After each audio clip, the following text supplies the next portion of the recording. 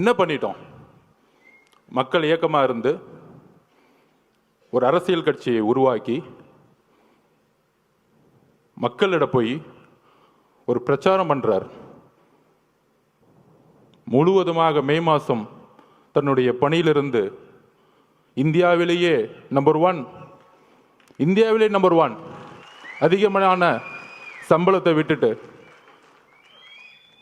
அவருடைய உள்ளுணர்வு, நம்ம இந்த மக்களை பார்த்துக்கிட்டே இருக்கோம். சின்ன வயசுல இருந்து நம்ம நல்லா இருக்கிறோம், ஒரு பெரிய வீட்டில் இருக்கிறோம், ஒரு நல்ல காரில் போகிறோம், நல்ல எஜுகேஷனில் இருந்தோம்.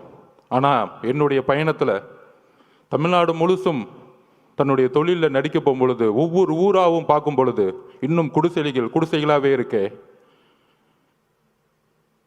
தன்னுடைய தந்தை கலைஞர் பெருசாக பேசிப்பாங்க, குடிசை மாற்று வாரியத்தை உருவாக்கினார். ஆனால் இன்னைக்கு குடிசைங்களை தூக்கி எறிஞ்சிக்கிட்டு இருக்காங்க பெரிய பெரிய மாளிகைகளை கட்டுறதுக்காக. அப்படி தன்னுடைய பயணத்தில் ஒரு கட்சி ஆரம்பிக்கணும், மக்களிடம் போகணும், மக்கள்கிட்ட போய் நம்ம நான் அரசியலுக்கு உங்களுக்கு நல்ல விஷயங்களை வந்தால் என்னென்ன செய்வேன், பிரச்சாரத்தில் என்னென்ன தவறு நடந்துட்டுருக்கு, நிர்வாகம் என்ன தவறு நடந்துட்டுருக்கு, தமிழக வெற்றி கழகம் நம்ம தோழர்களும் நானும் ஆட்சிக்கு வந்தால் என்ன நிர்வாக மாற்றங்களை உருவாக்க முடியும்னு மக்கள்கிட்ட சென்றுட்டு இருக்கார்.